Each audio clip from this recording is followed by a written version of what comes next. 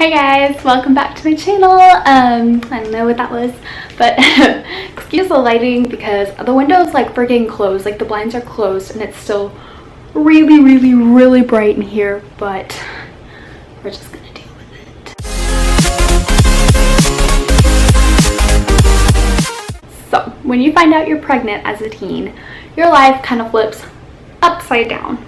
And you got a lot of stuff to figure out. How you're going to tell your parents, how you're going to tell your boyfriend, where you're going to live, how you're going to support yourself, how you're going to support your baby, how's your boyfriend going to help out, and then the last thing you want to think about is school. Like, what the heck are you going to do about school? So today I'm going to talk about that whole school portion that nobody ever wants to talk about because it's school.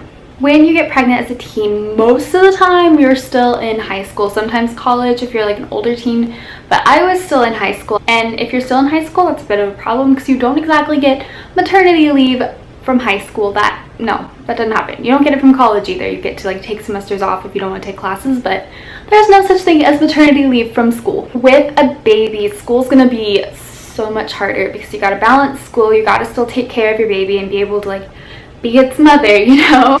Luckily, that same leg keeps just, I don't know what that is, like, stay.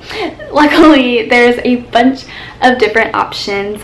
You can stay in school, in high school while you're pregnant, have your baby, and take summer school to finish your year, whatever year you're in, and then take another year.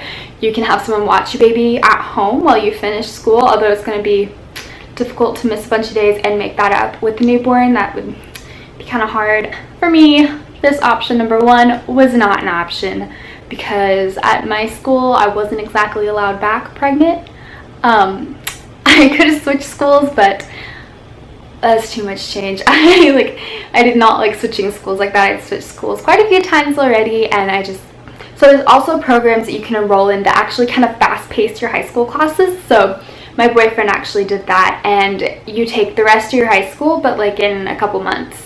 And then you get your diploma like you usually would. You don't necessarily have this huge graduation ceremony, I guess. Some programs might have one, but he didn't do it.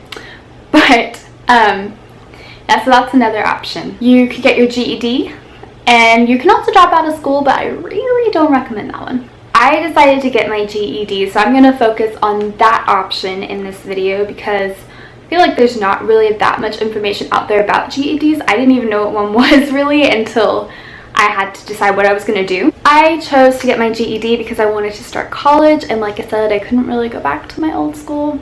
So I took my test at the end of the summer right before I would have started my senior year of high school, and I passed, thank goodness. And then I started college classes that fall, so I'm actually a year ahead of what I would have been, which is pretty awesome. I basically wanted to start college and get some classes out of the way before Caden was born, so that then when I had my baby I could kind of slow down, because taking a bunch of classes, even just online classes, and taking care of a newborn, that's not easy at all. Anyways, about the GED. For starters, GED stands for General Education Development, and it's basically equivalent to a high school diploma. But instead of finishing 4 years of high school, you can take this test and not have to get all those credits like individually, but it gives you a certificate that works as a diploma, kind of. It does test you over basically everything you would have learned in those 4 years, so you can't just go, oh, I'm gonna take my GED and not go to high school at all and whatever. Like, you probably don't know enough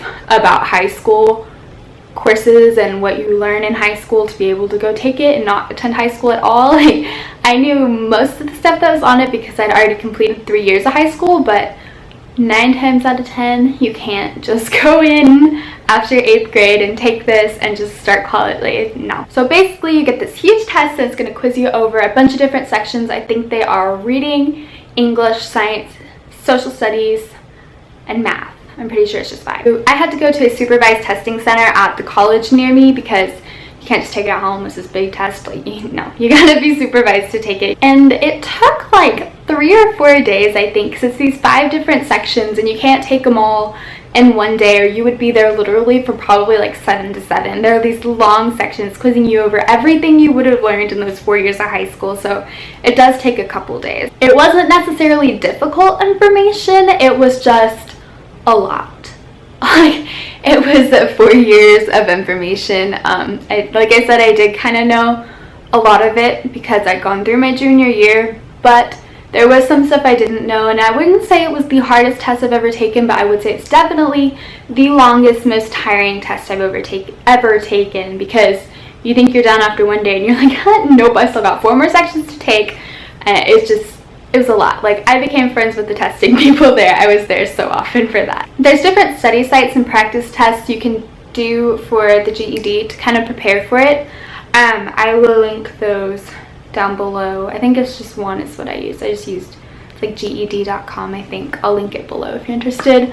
I would definitely recommend using that to study if you need to study, if you're interested in taking it. It's got everything. It shows you how the test is laid out. It's got a lot more information too, so I'll put that in the description. I believe the total cost was about $145, $150, about $150. Each section's like a certain amount, and then this $150, whatever, covers all the tests, the certificate you get, everything. I do recommend taking the GED if you are a teen experiencing an unplanned pregnancy and you're still in high school.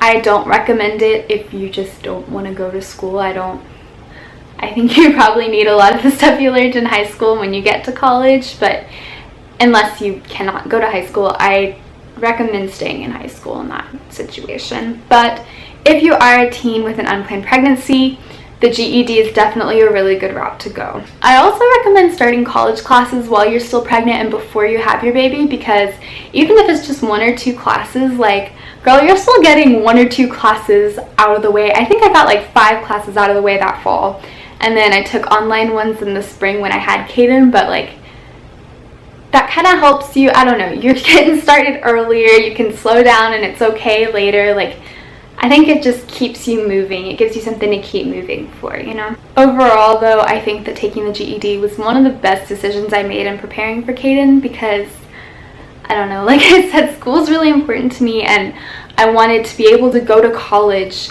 and you need a diploma or a GED or something so that you can go to college. I wanted to be able to go to college.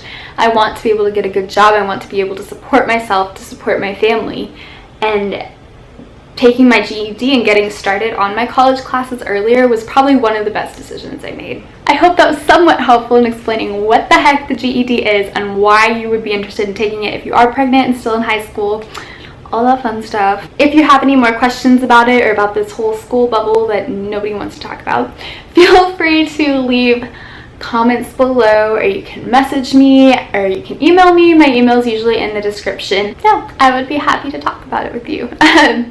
Thank you guys for watching. Like I said, I hope that was a little helpful, and yeah, I'll see you in my next video.